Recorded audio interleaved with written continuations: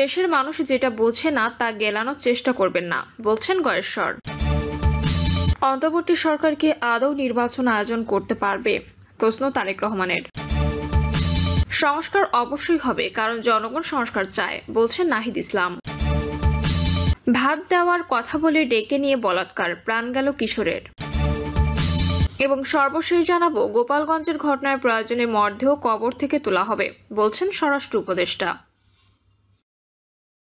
শুনছিলেন সংবাদ শিরোনাম, এবারে বিস্তারিত।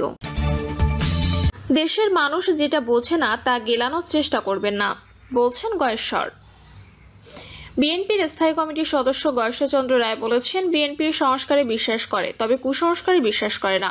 সংস্কারের নামে কুসংস্কার চলবে না। যারা পিআর পদ্ধতিতে যাবে সেটা পেছানো রাস্তা, আর বিএনপি চায় সামনের রাস্তা। সামনাসামনি আসবো আর ভোট দিব। তিনি বলেন, পিআর সিস্টেম ভালো না, সেটা সব দেশে অ্যাকসেপ্ট না। সুতরাং যারা পেছনের রাস্তা পছন্দ করেন তারা সামনের রাস্তা পছন্দ করেন না। পিআর সিস্টেমে আপনি কাকে ভোট দেবেন সেটা আপনি জানবেন না, এটা কোন সিস্টেম না। তাছাড়া আমার দেশের মানুষ যা বুঝতে অক্ষম, আপনাদের মতো পণ্ডিতরা তা গেলানোর চেষ্টা করবেন না। রাজনৈতিক দলগুলোকে উদ্দেশ্য করে তিনি বলেন, আপনারা ধমক দিলে আমরা ভয় পেয়ে যাব, সেটা ভাবা বোকার স্বর্গে বাস করা। 1971 সালে যে কাজটা বাকি ছিল সেটা 24শে জুলাইয়ে হয়েছে। জামাতকে উদ্দেশ্য করে তিনি বলেন, জনগণ যদি 71-এ পরাজিত শক্তির কৃতকর্মে ভুলে গিয়ে আপনাদের ভোট দেয়, আমরা সালাম দেব। 71-এ পরাজিত শক্তির আস্ফালন আমাদের মতো মুক্তিযোদ্ধারা বেঁচে থাকতে মেনে নিতে পারবে না। এ কথা কিন্তু আমরা এখনো বলিনি। স্বাধীনতা যুদ্ধে আপনারা অপরাধ করেছেন, আমরা ক্ষমা করেছি, কিন্তু ভুলে যাইনি। গয়েশ্বর বলেন, জুলাই যোদ্ধা, ছাত্র ও এনসিপি নেতাদের প্রতি বিএনপি কৃতজ্ঞতা জানায়। তার মানে এই না লুট করেছি আমি ভাই, সবকিছু একা খাই। গণতন্ত্র, জনগণের ভোটের অধিকার ফিরিয়ে আনতে 17 বছর ধরে আন্দোলন চলছিল। বিএনপি ক্ষমতার জন্য পাগল হয়নি, জনগণের ভোটাধিকারের জন্য পাগল হয়েছে। জনগণ বিএনপিকে ভোট দিলে আপনাদের মানতে অসুবিধা কি, জনসম্মুখে বলতে হবে।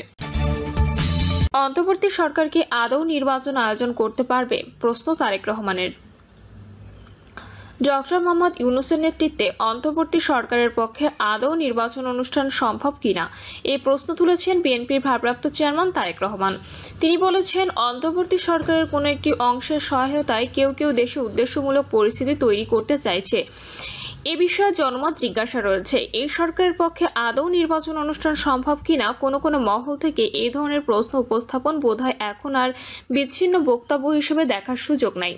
সাম্প্রতিক সময়ে দেশে সংঘটিত কিছু নৃশংস ঘটনা জনমনে অন্তর্বর্তী সরকারের সক্ষমতাকে প্রশ্নবিদ্ধ করেছে বলেও মন্তব্য করেন বিএনপির ভারপ্রাপ্ত চেয়ারম্যান তারেক রহমান। বলেন, জনগণের সরকার প্রতিষ্ঠা করতে গেলে দেশে এমন এক নির্বাচনী ব্যবস্থা থাকা জরুরি, যেখানে প্রতিটি ভোটার নির্ভয়ে নিজেদের পছন্দের প্রার্থীকে ভোট দিয়ে জনগণের সরকার প্রতিষ্ঠা করতে পারে। দেশে জনগণের ক্ষমতা নিশ্চিত করা না গেলে আমাদের কোনো আয়োজনই কিন্তু কাজে আসবে না, টেকসই হবে না। সরকারের উদ্দেশ্যে তিনি বলেন, বাংলাদেশের গণতন্ত্রে বিশ্বাসী জনগণ আপনাদের পাশে থাকবে, গণতন্ত্রে বিশ্বাসী রাজনৈতিক দলগুলো আপনাদের পাশে থাকবে, যদি আপনাদের ভূমিকা আরও স্বচ্ছ এবং সাহসী হয়। গণতন্ত্রের উত্তরণে দেশবাসীর কাছে দায়িত্বশীল ভূমিকা প্রত্যাশা করে তারেক বলেন, জাতীয় নির্বাচন আসন্ন, বাংলাদেশের গণতন্ত্রকে প্রাতিষ্ঠানিক রূপ দেওয়া অত্যন্ত গুরুত্বপূর্ণ। আমাদের কোনো আবেগতাড়িত ও ভুল সিদ্ধান্তের কারণে রাষ্ট্র ও রাজনীতিতে ভবিষ্যতে যাতে আর কোনো চরমপন্থা বা ফ্যাসিবাদ পুনর্বাসিত হওয়ার সুযোগ না পায়, সে ব্যাপারে দেশবাসীকে দায়িত্বশীল ভূমিকা পালন করতে হবে। সংস্কার অবশ্যই হবে, কারণ জনগণ সংস্কার চায়, বলছেন নাহিদ ইসলাম। জাতীয় নাগরিক পার্টির আহ্বায়ক নাহিদ ইসলাম বলেছেন, দেশের জনগণ ও কক্সবাজারবাসী দীর্ঘদিন ধরে সংস্কার ও বিচারের অপেক্ষায় রয়েছে। কেউ পিআর বুঝুক বা না বুঝুক, সংস্কার অবশ্যই হবে, কারণ জনগণ সংস্কার চায়, সেটাই দেশের উন্নতির একমাত্র পথ। নাহিদ বলেন, দেশের উন্নয়নের জন্য উচ্চকক্ষে পিআর বাস্তবায়ন করতে হবে এবং নির্বাচন কমিশন সহ সব গুরুত্বপূর্ণ পদে নিরপেক্ষ নিয়োগ নিশ্চিত করতে একটি শক্তিশালী কমিশন গঠন আবশ্যক।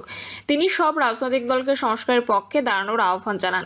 তিনি বলেন, সংস্কার কোনো দলীয় ইস্যু নয়, এটি দেশের কল্যাণে অপরিহার্য। 3রা আগস্ট শহীদ মিনারে হবে জাতীয় নাগরিক পার্টির জনসভা, সেখান থেকে আমরা জুলাই সনদ আদায় করে নেব ইনশাল্লাহ। নাহিদ বলেন, অতীতে ফ্যাসিস্ট শাসনের সময় কক্সবাজার ছিল সন্ত্রাস ও মাদকের স্বর্গরাজ্য।